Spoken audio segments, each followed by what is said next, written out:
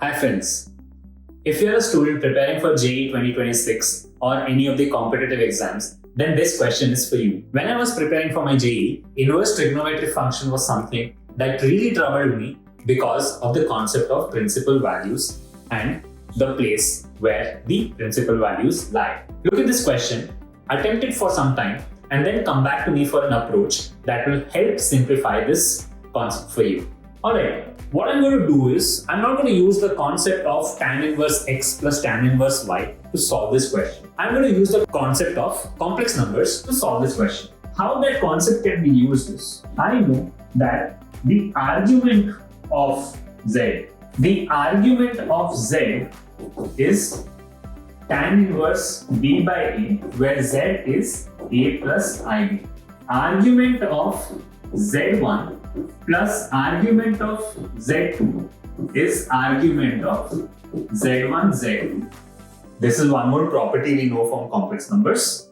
And argument of z power n is n times argument of z. Using this concept, I can simplify this question to the part that I have inside. I can say that is nothing but argument of 5 plus I the whole square into 8 plus I the whole square because of this 2 and this 2. Now secant inverse root 5 by 2, what I'm going to do is I'm going to just draw my triangle and say secant inverse root 5 by 2 is nothing but tan inverse 1 by 2, and that is going to be 2 plus I. So this is what my question has simplified to. I can write this as argument of 5 plus I and 8 plus I. If I simplify, I will get 40 plus 13I minus 1 the whole square into 2 plus I, which is argument of 39 plus 39 the whole square into 2 plus I. Calculations seem off, right? But let's understand how this can be further simplified to argument of 3 plus I the whole square into 2 plus I. And the way this can be done is the fact that if I have a complex number z given by a and b, a plus ib, this is the definition of the argument, right? So any vector along this complex number will have the same argument. So what I'm saying here is 39 plus 39 is 13 times 3 plus I. Hence, this is a constant into another vector, and this vector is going to have the same argument as 39 plus 39. And since we are dealing with arguments, it doesn't really matter.